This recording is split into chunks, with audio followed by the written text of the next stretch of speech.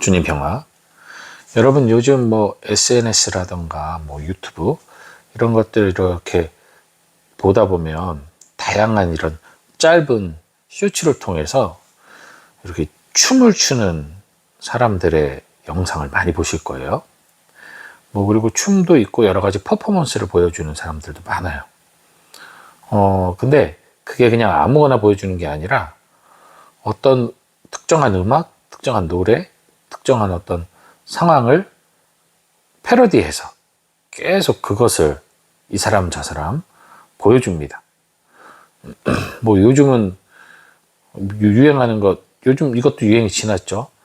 뭐 꽁꽁 얼어붙은 한강 위로 고양이가 걸어다닙니다. 이 어떤 기자가 이렇게 했던 멘트를 가지고 춤을 추는 어떤 이런 뭐 고양이 걷는 뭐 춤추고 하는 것도 있고, 무슨 뭐 남자친구 어디 있어요? 뭐 그런 노래, 외국 노래를 가지고 춤추는 것도 있고, 뭐 하여간 계속해서 그 어떤 노래 춤이 하나가 나오면 그것이 이렇게 여러 사람이 그것을 따라 춰요. 그러면서 이게 요즘 유행한다는, 요즘 핫하다는 뭐 이러면서 뭐 조회수를 올리죠. 저 그걸 뭐 비판하려고 하는 게 아니라 그게 바로 사회 현상, 트렌드거든요. 그것을 누군가 좋아하면 그것을 따라하고, 따라하는 사람들이 많아지면 그게 하나의 트렌드가 되는 거죠. 그렇게 춤을 추고, 그래서 사람들로 하여금 시청률을 올리는 그런 것도 일종의 트렌드겠죠. 트렌드는 계속 변하는데요. 근데 그 트렌드가 변하는 것도 가만히 보면 한 30년 주기로 다시 그 30년 전과 비슷한 어떤 복장이라던가 어떤 뭐라 그럴까요? 모습들이 나옵니다. 뭐 예를 들면은 작년인가? 양말을 무릎까지 이렇게 바지를 집어넣어서 양말 위에 바지, 양말 안에 바지를 집어넣어서 입는 그런 것들이 유행을 했었어요. 칠부 바지가 유행을 했었어요. 그 저 30년 전에 유행했던 건데, 그런 것들을 보면 정말 어느 정도 주기가 지나면 머리가 리셋이 되듯이 트렌드도 다시 또 돌아가는 것 같아요. 어쨌든 요즘 트렌드를 따라가는 것이 세련된 것이라고 한다면, 사실 가톨릭과 같은 이런 오래된 종교는 이 트렌드를 따라갈 수가 없어요. 흉내는 낼 수 있어도 어떻게 가톨릭 교회가, 그리스도교가 요즘 트렌드를 따라갑니까? 같이 춤추고 노래하고 뭐 퍼포먼스를 해요? 그거 한다고 해서 가톨릭 교회가, 그리스도교가 뭔가 더 나아지거나 뭔가 변화하거나 하는 건 아니잖아요. 그리스도교는 있는 그대로 그 존재 자체가 가치가 있는 거란 말이죠. 이런 것을 트렌드를 타지 않는다라고 하는 거죠. 어떤 면에서 보면 우리가 밥을 먹고 잠을 자는 것, 숨을 쉬는 것, 이런 것은 트렌드가 아니잖아요. 그냥 언제가 됐든 간에 우리는 밥을 먹어야 되고 잠을 자야 되고 화장실 가서 응가를 해야 하고, 그죠? 그것처럼 우리들의 신앙도 트렌드를 따라가는 것은 아니에요.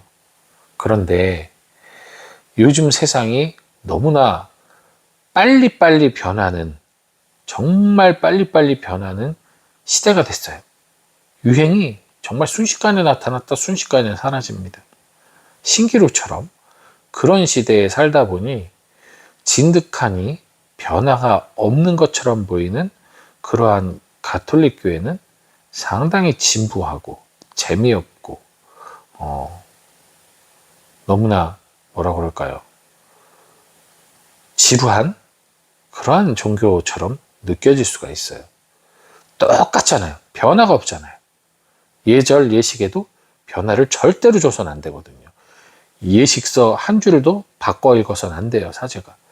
그 정도로 스트릭트하게 전례가 이루어지는데 거기에서 어떠한 즐거움과 어떠한 기쁨을 찾을 수 있겠습니까? 뭐 중고등부 청년미사 때 드럼 치고 막 이렇게 밴드 같이 해서 노래하고 율동하고 좋아요. 딱 그때뿐이잖아요. 성인 미사에서 그렇게 합니까? 안 하죠. 미사의 격을 떨어뜨린다고 생각을 하죠. 이게 보편적인 가톨릭 교회의 전례란 말이죠. 그러니 요즘 사람들에게 가톨릭 교회가 매력이 없게 느껴질 수밖에 없다는 건 분명한 사실입니다. 하지만 저는 근본적인 걸 말씀드리고 싶어요. 이 트렌드가 돈다는 얘기는요, 이 유행이 돈다는 얘기는 우리의 심리가 늘 새로움을 찾는다는 얘기예요. 그죠? 늘 변화, 다름, 새로움, 개성, 그것을 원해요. 어떤 사람은 그것을 적극적으로 원하는 사람이 있는 반면 어떤 사람은 그것을 적극적으로 원하는 것이 부담되고 긴장이 되니까 그냥 그 자리에 머무르는 걸 좋아하는 것 뿐이지, 사람들은 끊임없이 변하는 걸 좋아합니다. 기본적으로. 예. 그것이 두려우니까 그냥 안주하려고 하는 욕심도 있는 것 뿐이지. 어려서부터 변화를 싫어하고 그대로 있는 걸 좋아하는 사람은 없어요. 그대로 어려서부터 윤리도덕을 지키는 사람이 없잖아요. 그것처럼 어려서부터 뭐 나는 그냥 이 정도로 만족하고 살 거야 라고 생각하면서 사는 사람은 없습니다. 그건 살아가면서 생겨나는 어떠한 모습인 거지, 누구나 조금 더 나아진 모습, 조금 더 달라진 모습으로 변하고 싶어 해요. 그 욕구가 크든 작든. 자, 그렇다면 그 욕구는 어디서 나오느냐? 뭔가 새로움, 변화, 이것은 사실 영성적인 것이고 하느님에게서 나온 거예요. 하느님은 굳이 인간을 만들 이유가 없었어요, 사실은. 우리 입장에서 본다면 굳이 인간을 만들어서, 그것도 완전하지도 않은 불완전한 인간을 만들어서 이렇게 속 끓일 필요가 없었잖아요, 하느님이. 굳이. 그냥 하느님, 당신 말 잘 듣고 당신 뜻 잘 따르는 사람들 잔뜩 존재를 만들어서 함께 행복하게 살면 돼요. 굳이 당신의 능력을 피조물 안에 집어넣어서 이 고생을 하고 외아들까지 목숨을 바쳐야 되는 이러한 행위를 할 이유가 하나도 없습니다. 그런데 하느님은 하셨어요. 왜? 하느님도 호기심의 신이시니까. 우리가 누굴 닮았겠어요? 하느님 닮은 거예요. 하느님도 끊임없이 당신의 영원한 삶이죠. 영원한 당신의 삶에 있어서 새로움을 추구할 수 있어요. 하느님의 몫이죠. 그건 하느님의 뜻이고, 구태의연하고 변화 없이 그냥 정지되어 있는 그런 삶이 아니라 정말 익사이팅하고 재밌고, 우리가 그걸 참 원하잖아요. 익사이팅한 삶? 그런 걸 즐기는 사람도 많잖아요. 아무리 그냥 평범함을 좋아해도 가끔은 그렇게 일탈하고 싶은 욕구가 나오는 것처럼, 그건 하느님에게서 온 거예요. 그 모든 영성은 하느님에게서 왔어요. 그렇다면 하느님이 인간을 만드신 뜻도 마찬가지예요. 야, 이게 내 뜻대로 안 되는 존재가 하나 있어. 다 내 뜻대로 할 수 있는데, 이 존재가 나를 사랑하면 얼마나 짜릿하고 행복할까.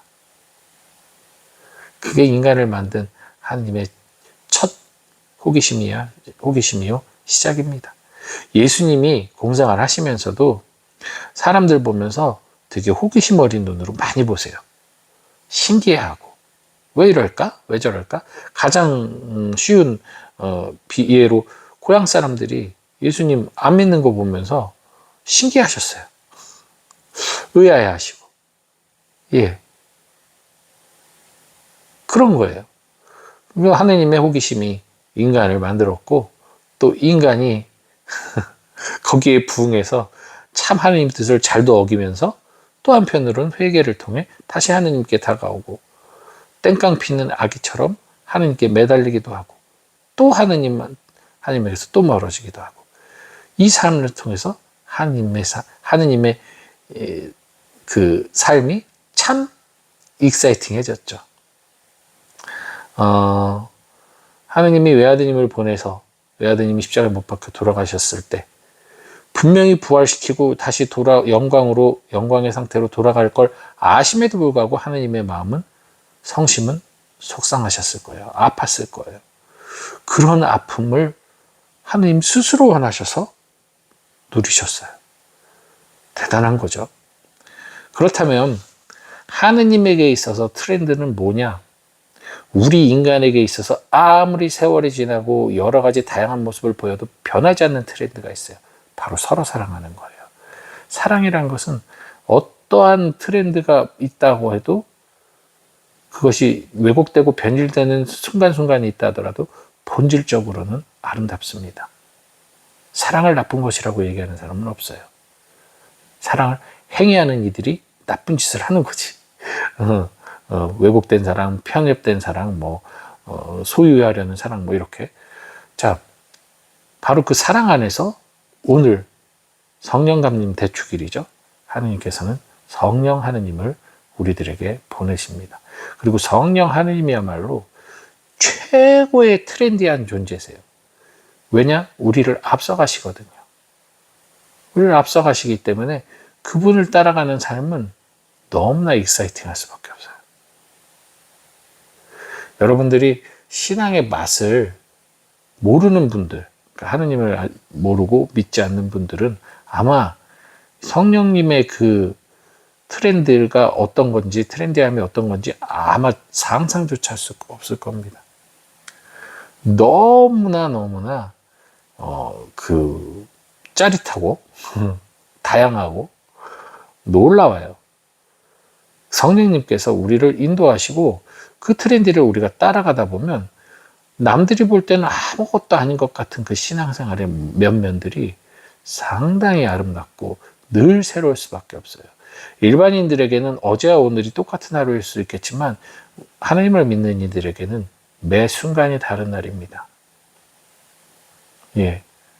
그래서 하나님을 믿음에도 불구하고 오늘이 어제와 같고 내일이 오늘과 같이 느껴지는 분들이라면 그분들은 성령 하느님을 다시 따라가도록 열심히 성령님을 청하시기 바랍니다. 성령 하느님을 따라가는 삶은 정말 재밌어요. 성령 기도회를 통해서 재밌어지는 게 아니고 성령 세미나를 통해서 재밌어지는 게 아니고 성령 하느님과 함께하는 삶 자체가 상당히 재밌어요. 그래서 내가 하는 기도가 어제 오늘과 똑같은 기도를 하는 것 같지만 전혀 다른 기도를 하게 됩니다. 그날의 감정과 생각들이 담겨 새로운 기도를 하게 돼요. 우리 기도의 지향이 물론 공식적으로 바치는 기도는 똑같은 기도문이겠지만 우리가 하나님께 드리는 기도가 매일 똑같은가요? 아니요. 자세히 생각해 보시죠. 끊임없이 우리의 기도는 바뀌고 변합니다. 끊임없이 변해요. 완성된 기도가 없어요. 계속 변합니다. 이 얼마나 트렌디합니까? 또 우리 하느님에 대한 마음, 신앙 똑같나요? 끊임없이 변해요. 이것도 얼마나 트렌디한 겁니까? 그러니 우리가 어떤 행위, 보여지는 행위가 똑같다고 해서 그것이 고루하고 지루한 게 아니에요. 아까 말씀드린 것처럼 사람들의 그 트렌드, 춤추고 하는 그 똑같은 춤추고 또 누군가 따라하는 그거. 그 모습만 바뀔 뿐이지 결국 따라한다는 건 똑같은 거잖아요. 마찬가지예요. 우리도 성령 하느님을 따라가는 거예요. 똑같은 겁니다. 그러니 세속의 눈으로 바라보는 트렌디를 교회 안에서 원하지 마시고 우리는 신앙인의 트렌드를 따라가야 되는 거예요. 특히 이제는 우리를 인도하시는 성령 하느님의 말씀을 따라가면 되겠죠. 예. 그래서 오늘 이제 성령 강림 대축일로 끝나는 이 부활식이 대유행이 지나갔습니다. 부활의 유행이 지나갔어요. 이제 연중의 시기로 들어가는데 이 연중 시기는 말 그대로 기나긴 광야의 시간과 같아요. 여기서 이제 우리가 중심을 얼마나 잘 잡고 살아갈 수 있는지 성숙의 시간입니다. 이 시간을 여러분들 잘 보내기 위해서는 무엇보다 성령 하느님께서 제시하는 트렌디한 신앙생활을 만끽하고 누리시는 사람들이 되시길 바랍니다. 오늘 성령 강림 대축일 성령님 감사합니다. 주님 평.